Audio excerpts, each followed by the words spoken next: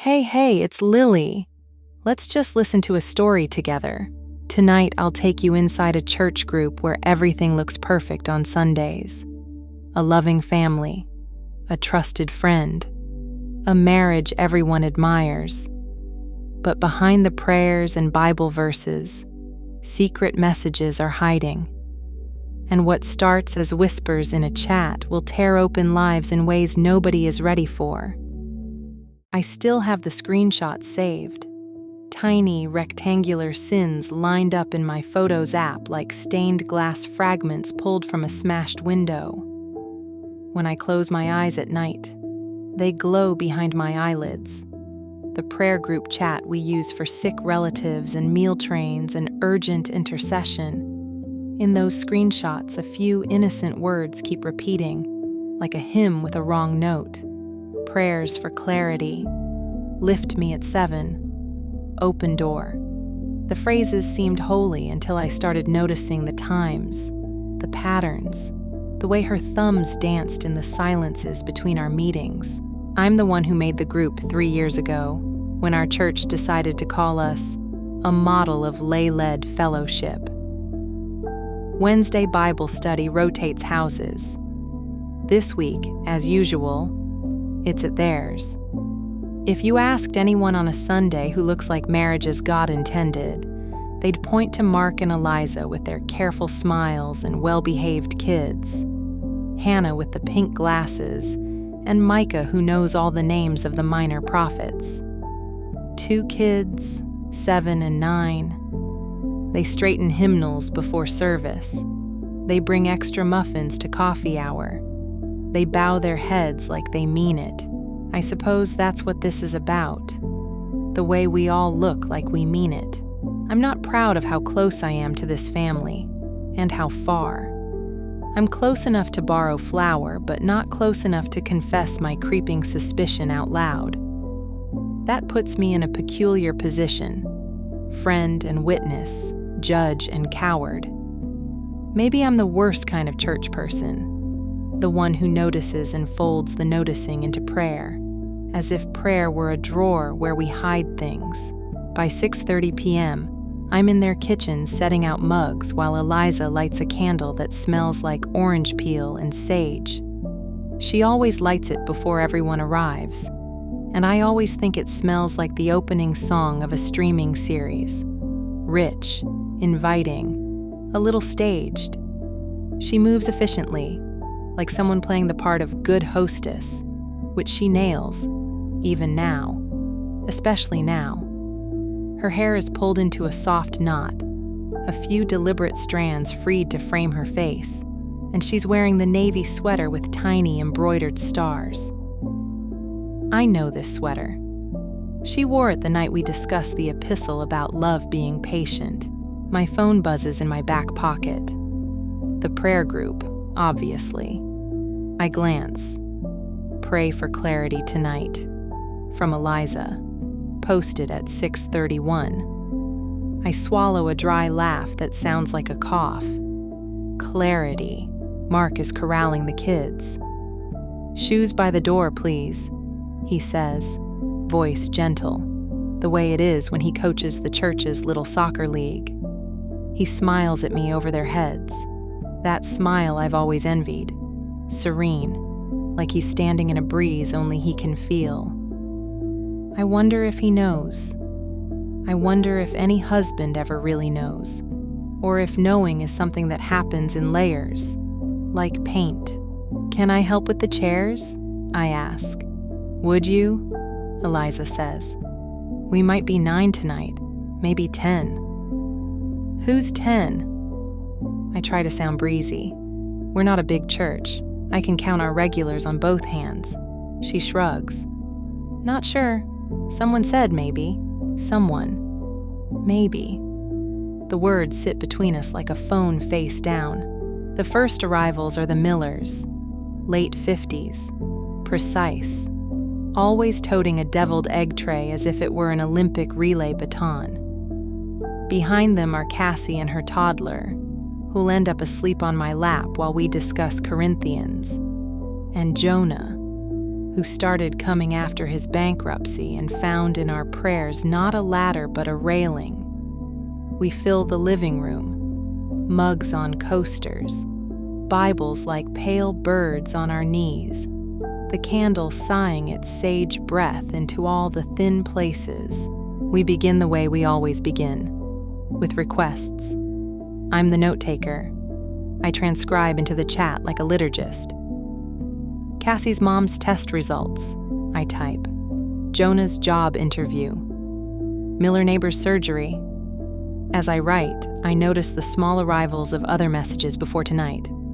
All Eliza's "lift me at 7" dropped into the chat on Thursdays and some Mondays, often paired with a leaf emoji or the word open. Check the timestamps. 6:58 p.m., 7:02 p.m. The times when the kids are at piano practice or youth group. The minutes when Mark is coaching. When you line them up, a path appears where you thought there was just grass. Any other requests? I ask. Eliza clears her throat. Clarity, she says softly, hands folded, eyes fixed on the candle. I try not to look at her. If I look, I'll see the shine of something like fear in her, and something else too, something like hunger. We open to the passage for the night, James, the bit about being double-minded and unstable in all your ways. I didn't choose it because of her. I swear I didn't. Scripture has its own way of choosing us. Mark reads, slow and careful. He rests a hand lightly on Eliza's knee as he does. She doesn't move the knee away. I've watched their marriage for years the way one watches weather. Noticing breezes, sudden cloud, a little thunder but mostly sun. Eliza is the kind who remembers birthdays and also people's favorite lemon bars. She's good at the small hospitality that feels like love. Mark is the kind who fixes a fence without mentioning it and laughs at dad jokes with real delight. They make a sense together, or they did. Maybe they still do. It's hard to see clearly when your eyes keep catching on things you're not supposed to notice.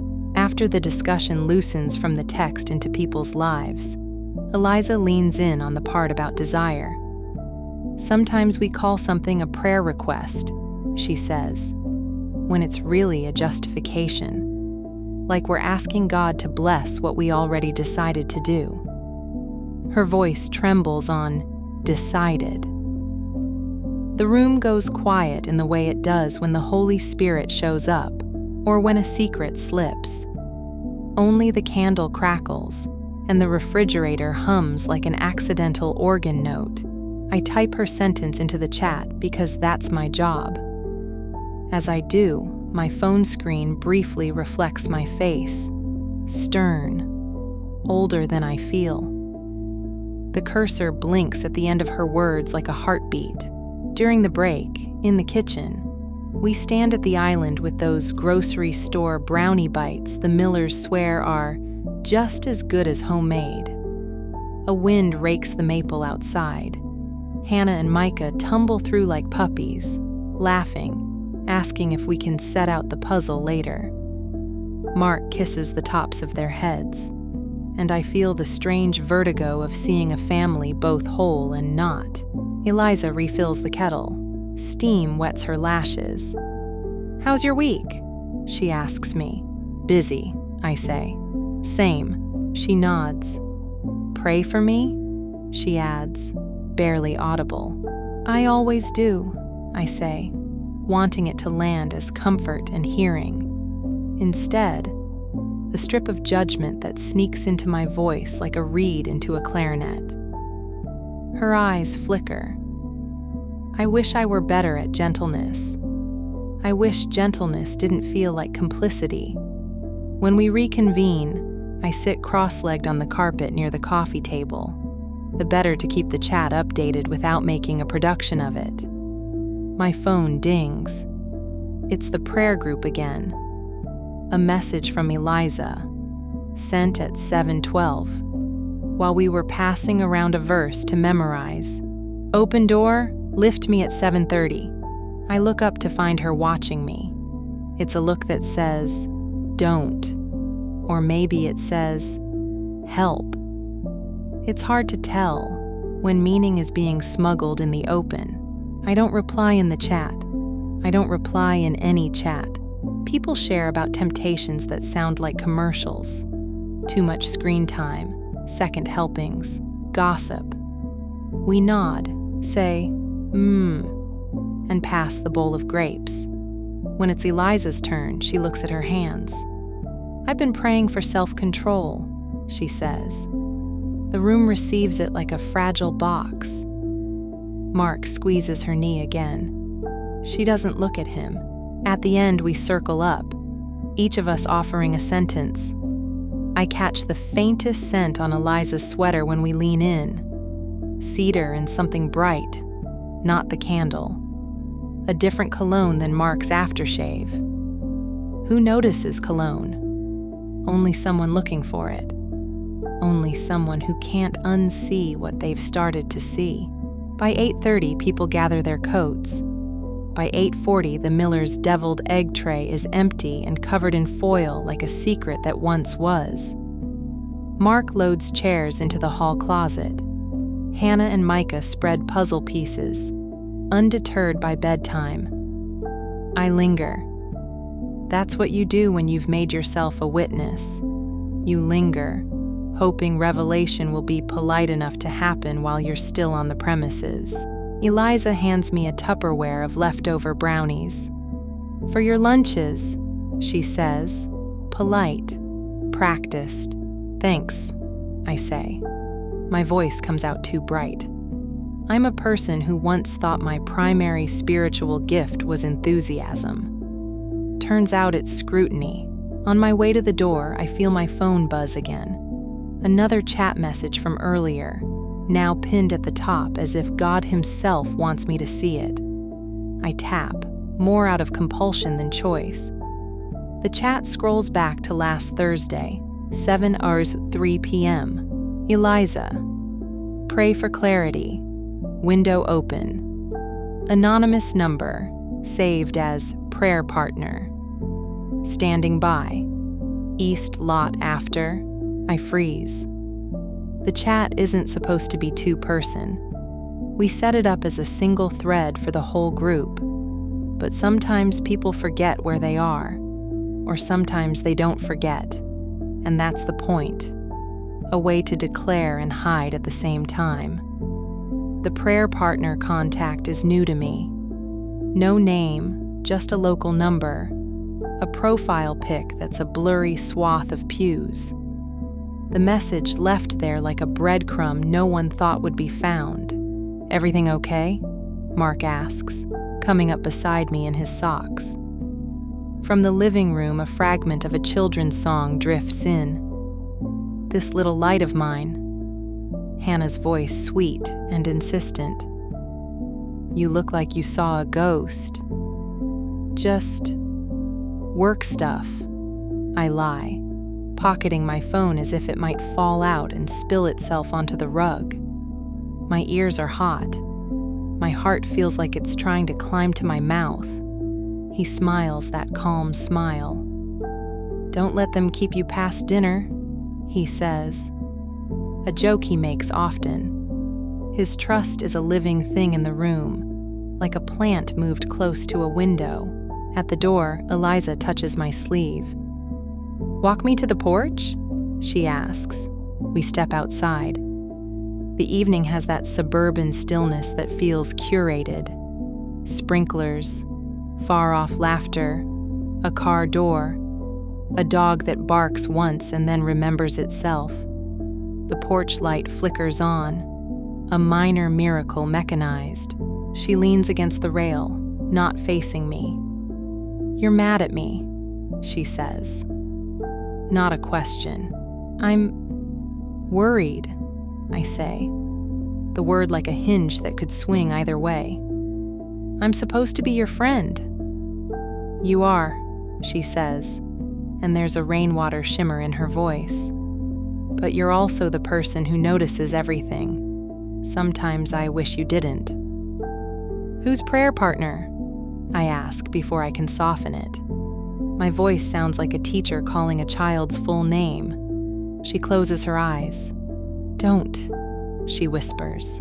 Eliza, please, she says, turning to me now. And her face has that wrecked loveliness of someone mid-confession, mid-refusal. You think you know what's happening, but it's... She stops. It's not a joke. It's not a fling. Her gaze ricochets from my face to the dark street and back. I know what you think. I've thought it too. But it's not just... sin. The word feels heavy. It feels like oxygen after a year underwater. The moral part of me wants to hand her a towel and tell her to get out of the pool. The other part, the one I'd like to pretend doesn't exist, understands the ache in her voice with an intimacy that scares me. You have a husband who loves you, I say, trying to keep the sentence from sounding like a jury verdict. 2 kids who think you hung the moon. I know, she says, and the way she says it, soft, reverent, tells me that is part of the problem. I do know. We stand in the hush of the porch light, the thin veil between inside and out, faithful and faithless. Is it someone from church? I ask, before I can talk myself out of it. If I'm going to sin, let it be decisively. Her breath catches. She doesn't answer. The silence is loud enough. Eliza, I say, my throat gone dry.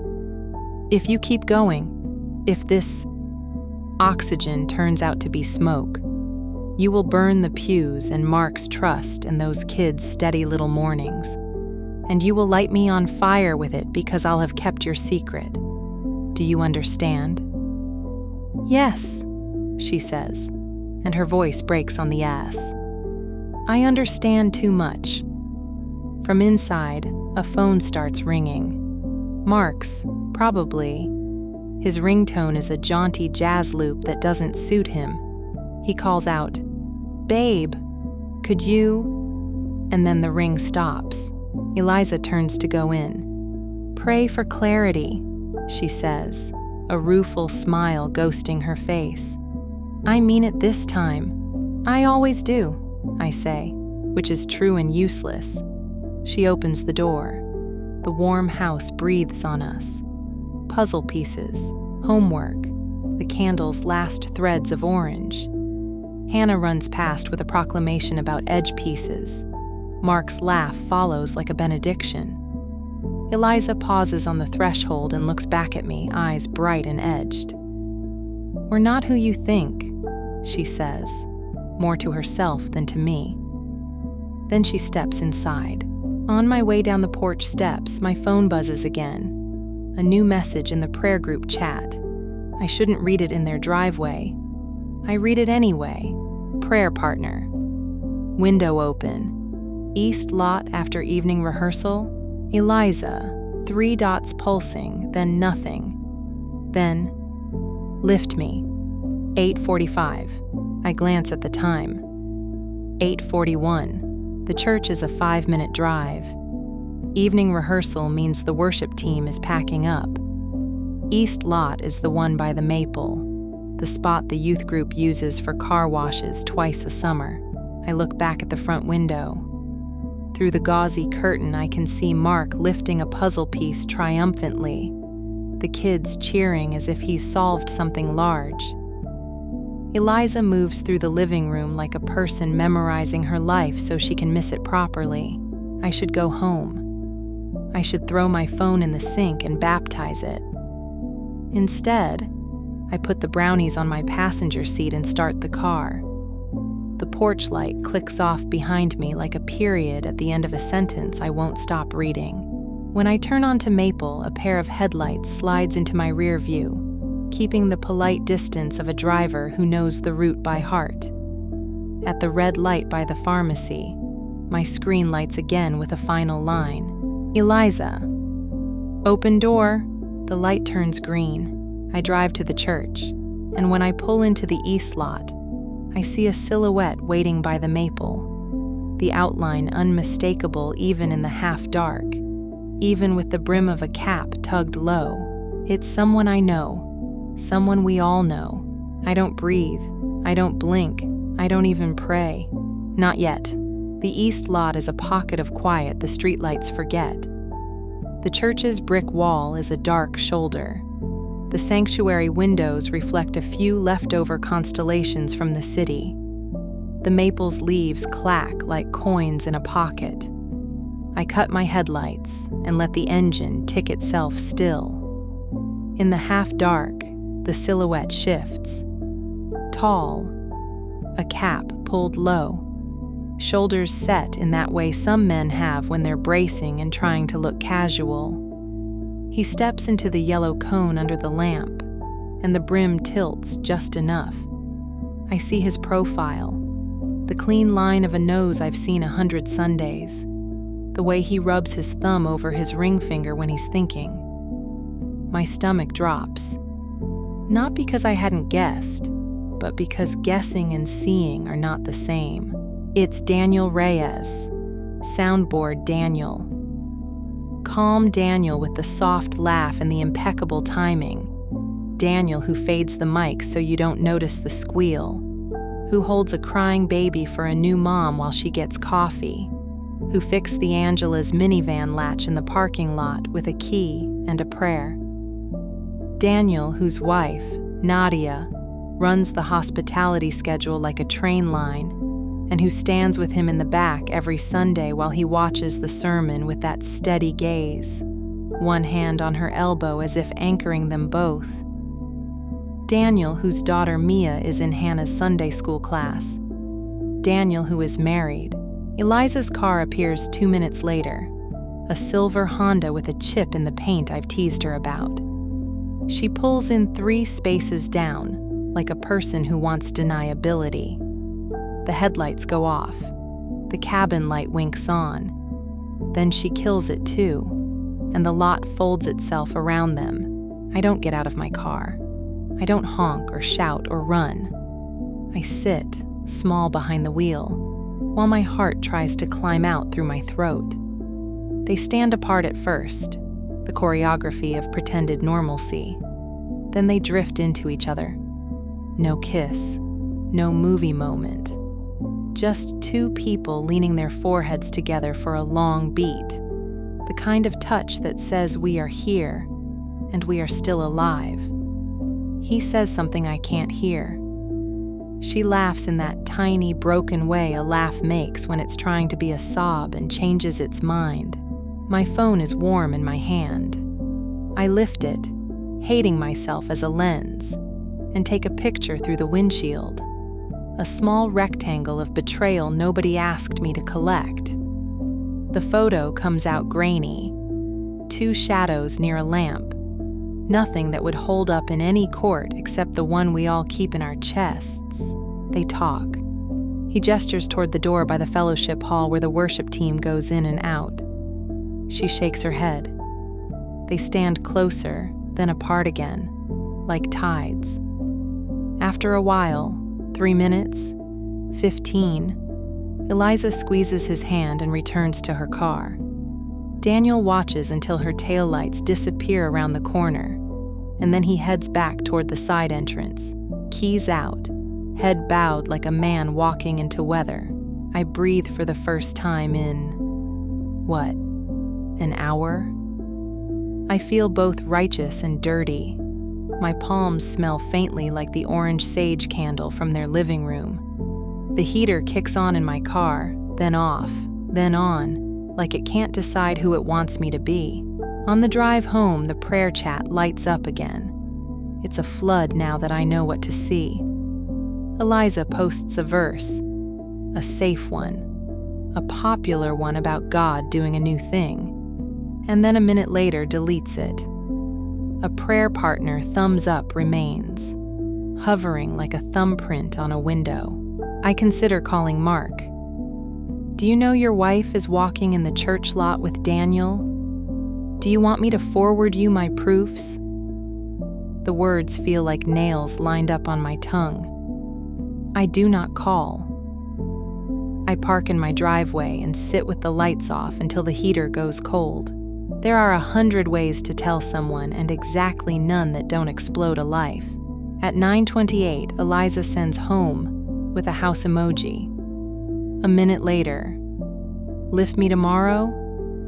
Prayer partner. Always. I set the phone face down on my kitchen table and stare at it like it's a snake about to move. I sleep badly that night, if you can call it sleep, and wake with verses in my head as if my brain were a radio tuned by a bored angel. What God has joined together. Confess your sins to one another. Speak the truth in love. Remove the log from your own eye. I always thought scripture was a straight road. Lately it feels like a roundabout with 11 exits and no signage. By Friday afternoon, the screenshots live in a hidden album named Recipes. I tell myself I'm safeguarding evidence in case I ever need to make the right kind of ruin. I tell myself I'm not snooping. I'm stewarding. We church people are excellent at changing nouns to make sins sound like sacraments. Saturday brings the church work day. Leaves to rake. Nursery toys to disinfect. Someone's brother's truck to unload with donation boxes. I sign up to sweep the balcony of the sanctuary because I want the distance, and because from there you can see everything without being seen. I tell myself that's for safety.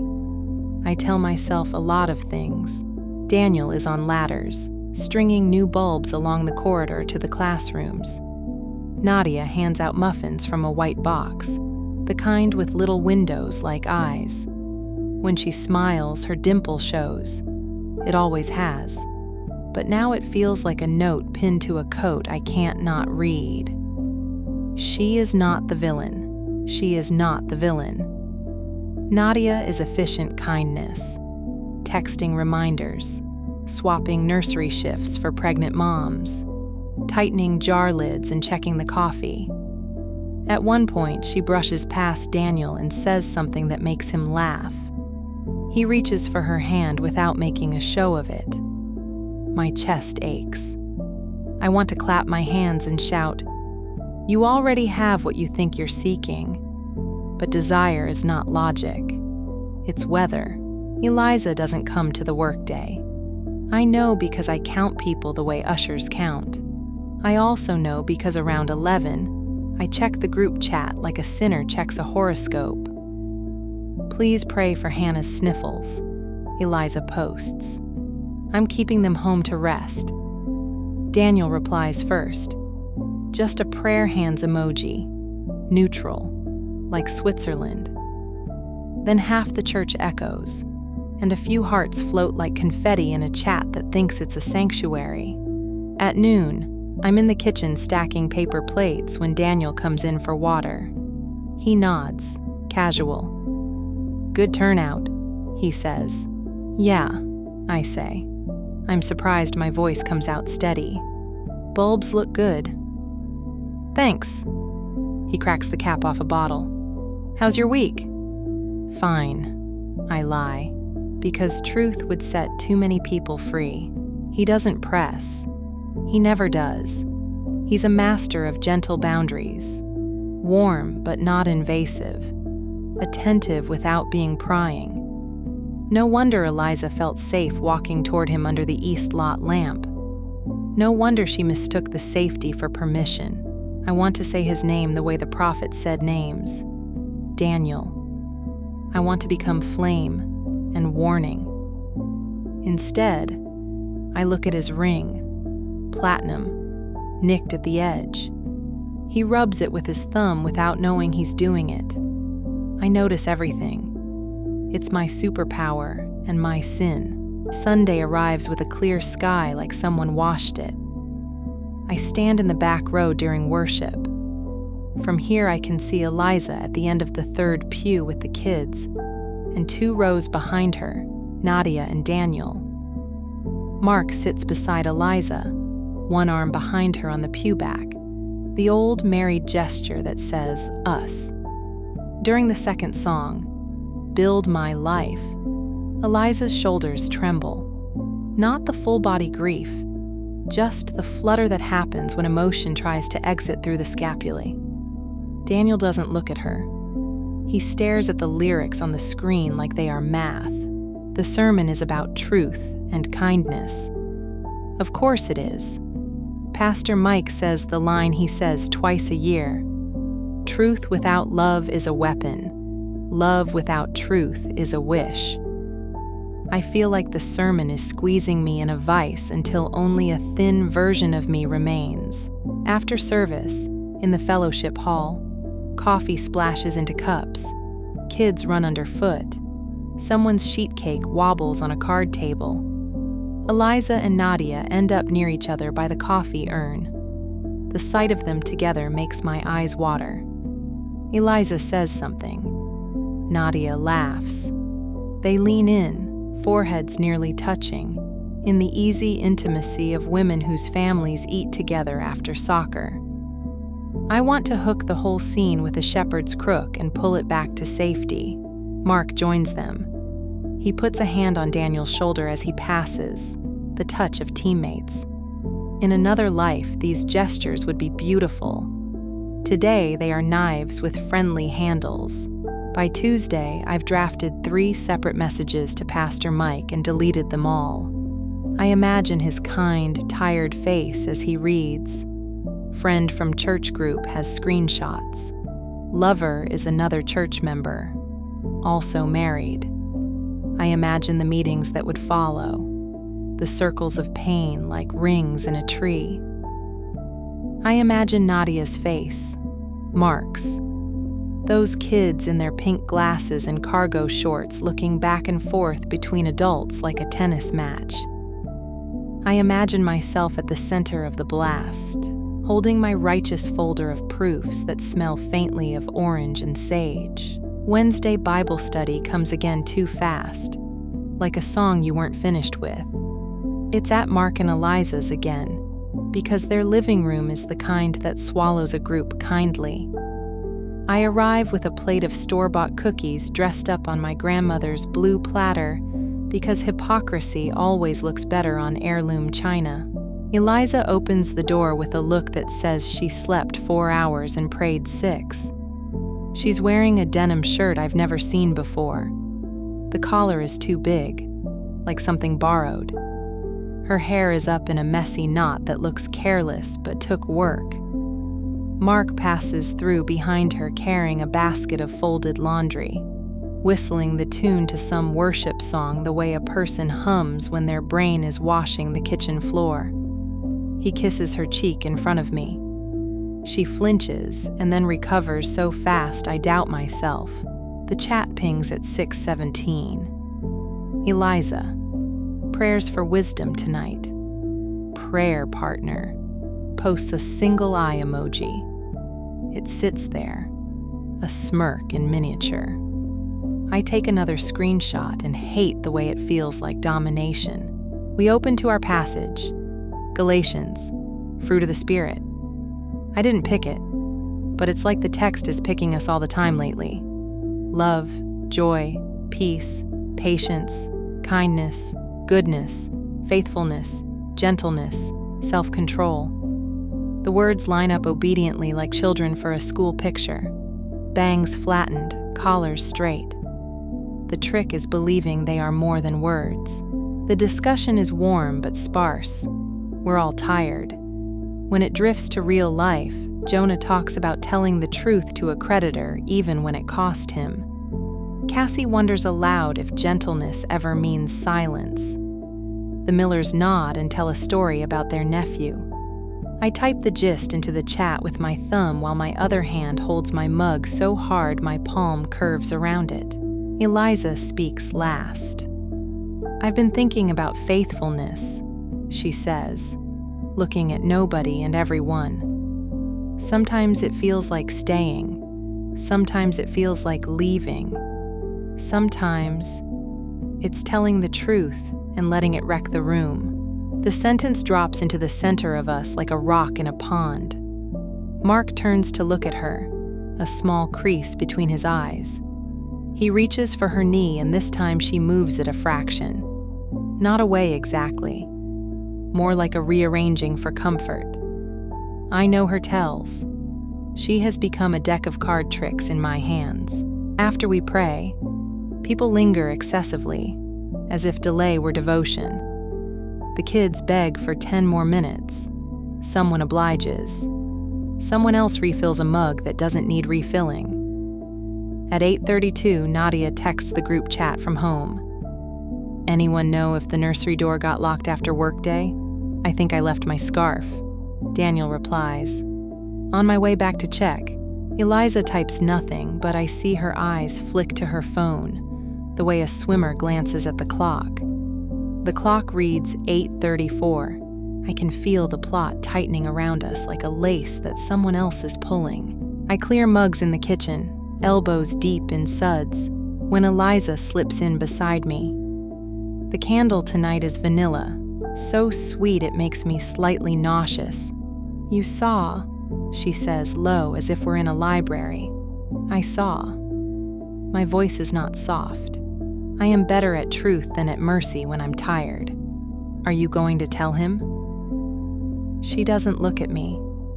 She looks at the faucet, at the tiny stream that runs even when you think you've turned it off completely. Mark? I ask, though we both know. Or Mike, she says. Or Nadia. Or the chat. She laughs without humor. Maybe I should just hit reply all to my life. Don't joke, I say, sharper than I mean. Please don't make this clever. She nods, chastened. I'm sorry. She wipes her hands on a dish towel and then twists it, wringing it like a neck. Eliza, I say, quieter now. He's married. So am I, she says, as if that's the defense and the guilt in one breath. Do you think I don't know? Do you think I haven't prayed until my throat felt skinned? I close my eyes for a second because I do not want to cry in their kitchen like a teenager. Then stop, I say. Stop meeting in church parking lots like a bad youth group parable. Stop asking us to pray for clarity when you mean cover. Stop making me your accomplice because you think being honest to me counts as confession.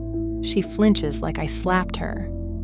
I asked you, she says softly, because you're the only person I thought might tell me the truth without hating me. I don't hate you, I say, and it's true, and it hurts. I hate that I have to pick between blowing up your life and lying with you. I glance toward the living room where Mark is teaching Micah a new card trick. I hate that I'm starting to resent your husband for trusting you. Her eyes fill fast and then clear, the tears retreating like they forgot something and will be back. I'm going to end it, she says suddenly, firmly, as if saying it makes it real. After tonight, I told him already, one last time, to say goodbye, and then I'll close the window. I'll lock the door and board it up. That's not how doors work, I say before I can stop myself. She gives me a look that is half smile, half flinch. I know. The chat pings in my pocket at 8:41. East lot? From prayer partner. The leaf emoji. My skin crawls. Eliza closes her eyes. Please, she says. Don't tell him tonight. Give me this one last mercy. Let me end the thing I broke. Let me be the one to confess after I can say I stopped. You've already decided, I say. She nods. But I needed you to know what I'm going to do with the knowing. You want a blessing, I say, and I can hear how ugly it sounds. She shakes her head. No. I want you not to stand in the middle of the road tonight with your arms out. I'll take the hit. I just don't want to hit you too. We stand in the hum of the light above the sink. Vanilla and dish soap and the tight smell of a decision. 10 minutes, I say, hating the words as they leave. I'll give you 10 minutes after we end. Then I'm calling someone. I don't know who yet, but someone. We don't keep secrets in small rooms and call it holiness. She nods, relief and terror at war on her face. Thank you, she whispers. And I hate that part of me feels tender. We gather for closing prayer. My mouth forms the right shapes. My heart is a drum line. We say amen. We say see you Sunday. The Millers wrap their deviled egg tray like an old ritual. Jonah takes the trash out with the solemnity of a deacon. Cassie peels her sleeping toddler from the couch. I hug Nadia in the hallway. She smells like dryer sheets and cinnamon. She says something about sign-ups, and I say, absolutely. And we both mean our own separate things by it. At 8:52, people drift out into the cool night. Mark holds the door, joking about starting a second Bible study for the people who can't stop talking. He laughs that laugh I've always envied.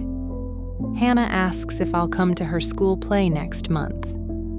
I say, of course. Of course. Eliza slips upstairs to check on the kids.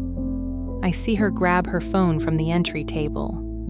I see the hesitation like a catch in a song. At 8:57, my car is warm. My hands are cold. My conscience is loud. I sit at the end of their cul-de-sac, watching the grid of porch lights like a constellation with a message I can't parse. The chat lights up at 8:59. Eliza, 10 minutes, then no more.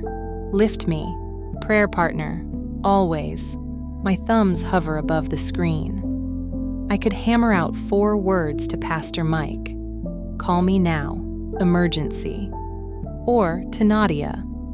Are you home? Or to Mark. Come outside alone. Each text is a trap door. Each text is mercy if you're standing on a different square.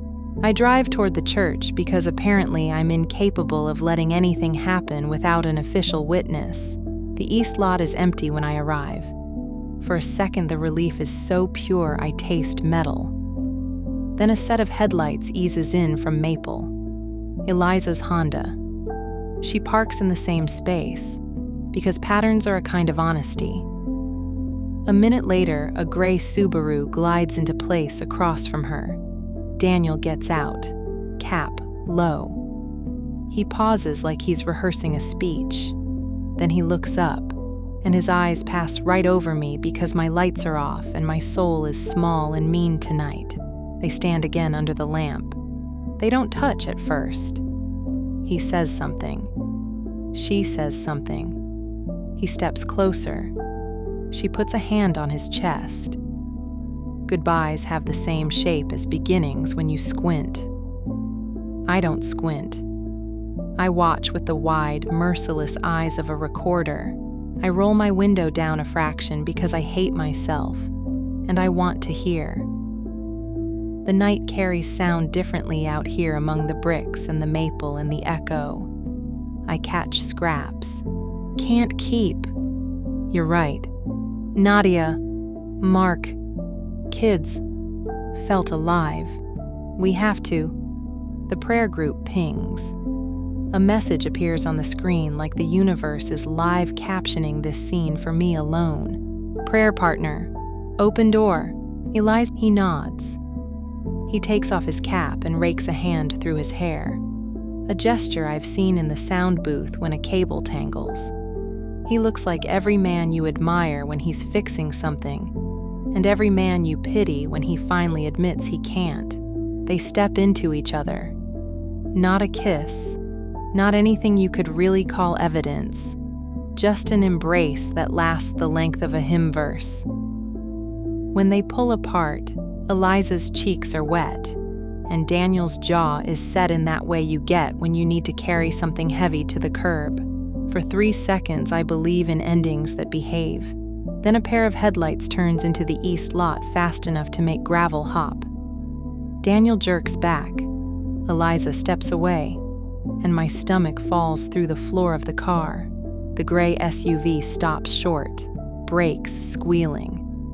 The driver's door swings wide, and a voice I know by its hope and its octave calls into the dark. "Daniel, it's Nadia." She's in running shoes and a thin sweater, hair hastily clipped, face bare. She holds something white in one fist. The scarf from the nursery, like a flag, like surrender, like proof she's supposed to be here. Eliza's hand flies to her mouth. Daniel doesn't move. Nadia's eyes adjust, and then they widen. And then they do that thing eyes do when they take in two puzzle pieces that never should have been in the same box. She doesn't look at me. She doesn't see me at all. She sees the two people who rearrange the furniture in the room where she keeps her life. She drops the scarf. It makes no sound when it hits the pavement. For a heartbeat, we are all one breath. My phone vibrates in my lap. A message from Mark flickers onto the lock screen. "Hey, did Eliza leave her Bible at our place? Can't find it anywhere." The maple clacks. The light hums. Every prayer I've ever posted to a group chat crawls up my throat and stops there like a stone. Nadia takes one step forward, not toward him, not toward her, but toward the space between them, as if that's where the truth is standing. Her voice is small and precise, the way it is when she reads the hospitality announcements on Sundays. "Why here?" she asks. No one answers, not yet. Silence is a strange thing. It can either feel like reverence or like judgment. That night, under the maple in the east lot, it felt like both. Nadia's question, "Why here?" still hovered in the air, unanswered, when the sanctuary lights flicked off behind the stained glass. The last of the worship team had gone home. The church now sat like a witness itself, black-bricked and mute, holding secrets inside its walls. Eliza stood frozen, one hand still half covering her mouth. Daniel's cap was in his fist now, like he wanted to shield himself with it and couldn't. I sat in my car, breath shallow, my fingers wrapped around my steering wheel so tight it squeaked. Nadia looked from one to the other, her face calm in that terrifying way. Calm like glass that could cut. "You could have picked anywhere," she said, quieter now. "A coffee shop, a park, even a street corner. But you picked this place." She spread her hand at the sanctuary, the bell tower, the very ground we'd knelt on in summer workdays to plant pansies. "You had to drag God into it." Her words landed like stones dropped into still water. Daniel tried first. "Nadia." "No," she said, and the calm cracked into something raw. Don't you Nadia me like we're talking about bills or carpool. You're standing here with her." She stabbed a finger toward Eliza. "And you were going to what? Hold hands under the cross? Pray while you sinned?" Eliza flinched, but she didn't move closer. Her eyes were wide, wet, fixed on Nadia like she was waiting for a verdict. "I came for my scarf," Nadia whispered, voice trembling now. "Do you know how stupid that feels? I thought, oh, it's chilly, I'll swing by the church for the scarf I left. And instead I find..." Her breath broke, jagged. "I find you." Daniel took a step, not toward her, but sideways, as if to keep the two women apart. "It's not what you think," he said. The linemen say when they don't know which lie will fit best. Nadia laughed, short and brutal. "It's exactly what I think. Don't insult me with soft words." Eliza finally spoke, voice like paper tearing. "It's over," she said. "It was tonight. We were ending it." Nadia's eyes snapped to her. "Ending it? Ending it?" She laughed again, uglier this time. You get to say that like it's noble? Like you were brave enough to cut the rope you tied yourselves with? You're not ending it. You're just caught. I thought she might walk across the pavement and strike Eliza, but she didn't. She just stood there, fists balled at her sides, shaking with restraint. "Does Mark know?" she asked suddenly. The question was a knife in the lot. Eliza's breath caught. Daniel looked at his shoes. I shifted in my seat. The urge to intervene clawed at me. Say something. Anything. But my throat felt stapled shut. If I got out now, I wouldn't be neutral anymore. I'd be a piece of the wreckage. "No," Eliza whispered. Nadia nodded once, sharply. "Of course he doesn't." Then she turned, quick as a blade, and strode back to her SUV. The door slammed. The engine roared. She reversed so fast gravel sprayed, then tore out of the lot, taillights red as judgment. For a long moment, only the maple's leaves moved. Eliza's knees buckled and she sat down hard on the curb, burying her face in her hands. Daniel crouched beside her, helpless. His cap dangled from his fingers. "This is it," she murmured. "It's over. Everything." Daniel didn't answer. He just stared at the empty exit where Nadia's car had vanished. His jaw clenched so tight I thought his teeth might break. My phone buzzed in my lap again. Mark's text still sat unread, but now there was a second one, stacked beneath it. "Found her Bible. False alarm. Thanks anyway." The smiley face made my stomach lurch. I didn't sleep. I lay in bed staring at the ceiling, thinking about how fast a life can tilt. In our church, marriages were our trophies, our proof to the world that God's way worked. We paraded anniversaries like medals, and now here I was, holding the knowledge that one of our shiniest couples, two of them really, were rusted through. By morning, the prayer group chat was buzzing like bees in a jar.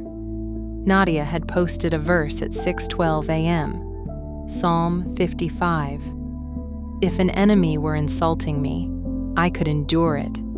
But it is you, a man like myself, my companion, my close friend." Half the group replied with "praying for you" hearts, assuming maybe a friend had betrayed her in some vague, worldly way. Only I knew the specific fire underneath. Only Eliza, Daniel, and Nadia knew the names. Mark, still in the dark, sent a cheerful "Amen." I almost dropped my phone. Wednesday evening, Bible study again, but this time at the Millers. Their house smelled like onion dip and pine sol. I walked in with a weight on my chest, so heavy I could hardly breathe. Eliza wasn't there. Mark arrived alone with the kids, his voice steady but his eyes flicking to the door every time it opened, like he was expecting her to come late. She never did. Nadia came. She sat at the far end of the couch, arms folded, face blank. Daniel arrived 10 minutes late, hair damp, eyes rimmed red. He sat across from her, not beside. They didn't look at each other once. The whole group felt the tension, even if they didn't know the reason. Conversation was thin. The candle sputtered. Verses fell flat. I typed the requests into the chat with shaking hands. Mark, pray for Eliza. She's been under the weather. Nadia, pray for truth. Jonah, pray for financial provision. Nobody said what we were all breathing. Afterward, as coats went on and cars started, I lingered in the kitchen. Nadia came in to wash her mug. Her hands trembled as she dried it with a paper towel. "You knew," she said suddenly, not looking at me. My stomach clenched. "Nadia, you knew before I did." She turned, eyes sharp, tears brimming. "Did you think keeping it secret was protecting me? Do you have any idea how humiliating it is to find out in a parking lot, like a stray dog stumbling into garbage?" I opened my mouth, but no words came. "You should have told me," she whispered. "You should have told somebody." She brushed past me, mug in hand, shoulders rigid. That night, another screenshot appeared in my cursed hidden album. Daniel had posted in the prayer chat, "Pray for mercy, pray for my family." No emojis, no specifics, just a plea. And Eliza, silent. No messages, not one. The group responded with love and verses and well-meaning platitudes. But I knew every line was landing on a battlefield. Friday, Pastor Mike called a special prayer night. I knew why before I even stepped into the sanctuary. The word was spreading, faster than wildfire, in whispers disguised as petitions. We gathered in a circle under the stained glass cross, the candle burning low. Eliza sat near the front, pale, eyes hollow. Mark sat beside her, arm around her shoulders, protective, unaware. Nadia stood 2 rows back, lips pressed thin. Daniel lingered at the side, hands stuffed in his pockets, eyes fixed on the floor. Pastor Mike said softly, "Sometimes truth comes to light in ways we can't control. Tonight, I want us to pray for brokenness, for healing, for wisdom in the face of betrayal." The words hung there, heavy, while I felt my whole chest squeeze shut. He knew. Somehow. He knew. And yet Mark's face, calm, trusting, nodding, told me he didn't. Not yet. I thought, if this comes out tonight in front of everyone, it will destroy him. And then Eliza lifted her hand. Her voice shook, but she spoke. "I need to confess something," she said, "before it comes out any other way." The whole room stilled.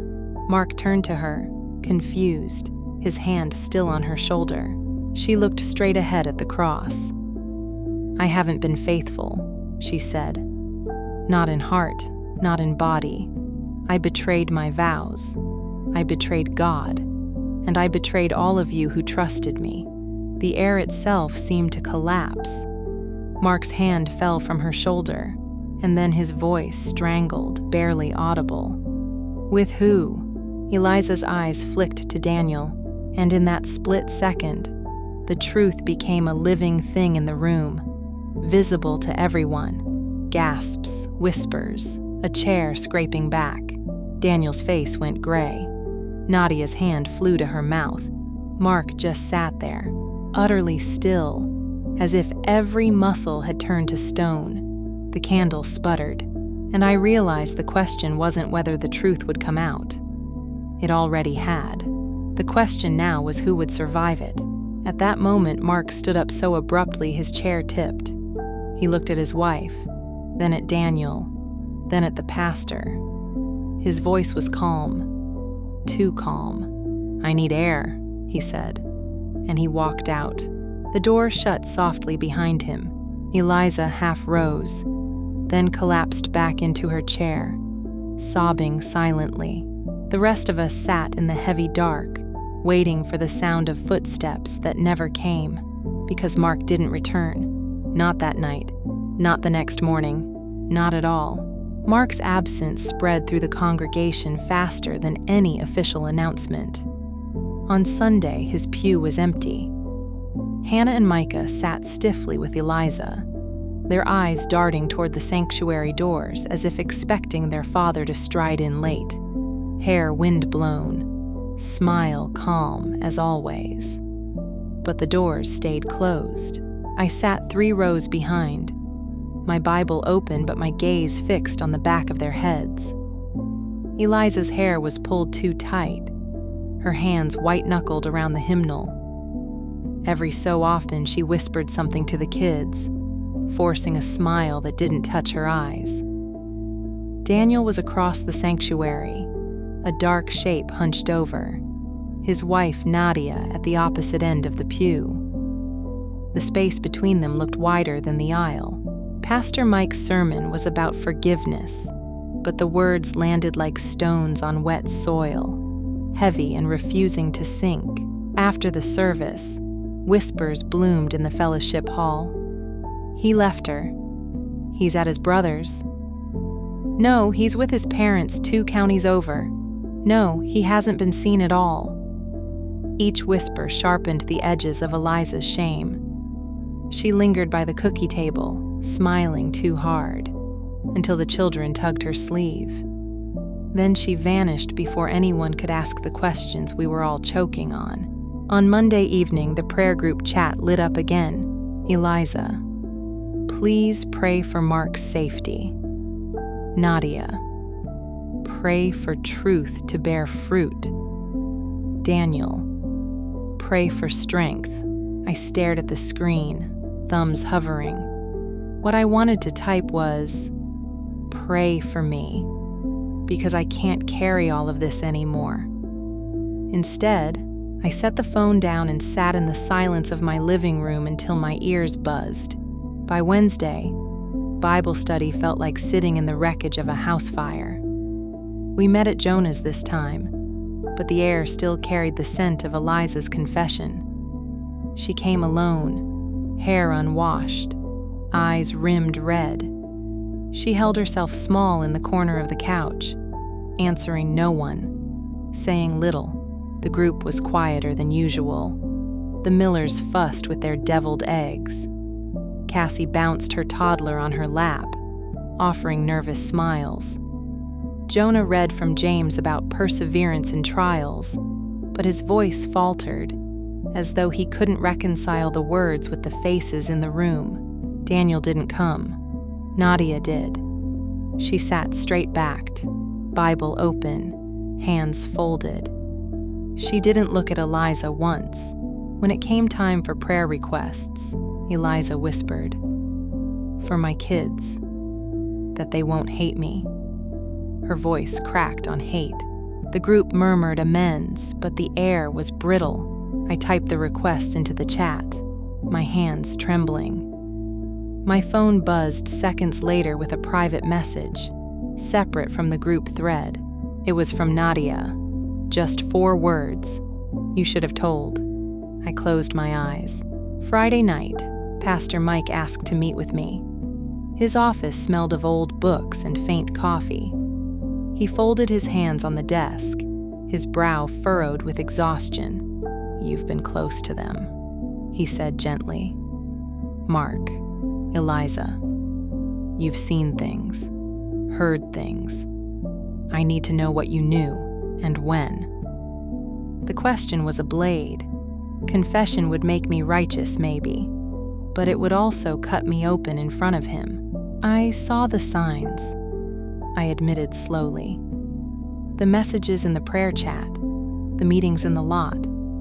I didn't want to believe it. I thought silence was mercy." Pastor Mike sighed. "Silence is rarely mercy. It's usually protection, from discomfort, from consequence." He leaned forward.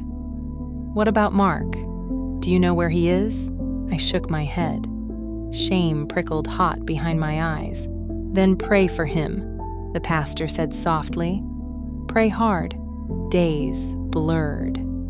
The kids still showed up to Sunday school wide-eyed, clinging to their mother's skirt. Daniel still ran the sound booth, quieter than ever. Nadia took over the hospitality schedule alone, her smile a weapon now, sharp and brittle, and Mark remained gone. Each time my phone buzzed, I braced for news. A sighting, a message, a body, until one Tuesday afternoon, nearly 2 weeks after his disappearance, my phone finally lit with a name I'd prayed for and dreaded in equal measure. "Mark." The message was short. "Meet me at the church, East Lot, alone." My breath caught. My hands shook as I typed back. "When?" His reply came instantly. Now, the sun was sinking as I pulled into the east lot, the same cursed ground where everything had unraveled. The maple's leaves stirred in the breeze, scattering shadows across the pavement. Mark stood there, hands in his pockets, shoulders slumped. He looked older, thinner, as if the days away had carved something out of him. "I thought you'd left for good," I said, stepping out. He shook his head. "I almost did." His eyes were tired but steady. "But I couldn't leave my kids, not without knowing what happens next." We stood in silence for a moment, the church looming behind us like a silent witness. Finally, he spoke. "I know about Eliza and Daniel. Nadia told me everything." I swallowed hard. "I'm sorry." His gaze flicked to me, sharp. "You knew." It wasn't a question. "Yes," I whispered. "I didn't know how to tell you. I thought I was protecting you." "Protecting me?" His laugh was hollow. "You let me stand in Bible study, holding her hand, smiling at him, while you carried their secret like it was yours. Do you know what that feels like?" Shame burned my throat. "I failed you," I said simply. He looked away, toward the sanctuary doors. "I don't know if my marriage can be saved. I don't know if theirs can. But I know this: secrets rot faster than sin, and we've all been rotting." His words hung heavy. "What will you do?" I asked. Mark was silent for a long moment. Then he exhaled. "I'll go home, for the kids, for now. But the rest..." He shook his head. "God will have to decide." He started walking toward his car, steps heavy but resolute. I watched him go, a man fractured but not yet broken, carrying the weight of a truth that might never leave him. As his taillights disappeared into the dusk, my phone buzzed again. The prayer group chat lit up with a new message. From Eliza, "Pray for a miracle," and below it one from Daniel, almost at the same time. "Pray for forgiveness." I stared at the screen, my chest tight. 2 prayers, 2 pleas, both hanging in the air, unanswered. And in that moment I understood. This story wasn't ending. Not tonight. Not here. Because in our church, forgiveness was preached every Sunday. But living it, that was the miracle nobody knew how to pray for. Sometimes the deepest betrayals don't happen in secret. They happen in the open, where everyone pretends not to see. Eliza and Daniel prayed for forgiveness. Mark prayed for strength. And the whole church prayed for a miracle. But some wounds don't close with words alone. This was Lily. Thank you for listening, and I'll see you tomorrow. Bye-bye.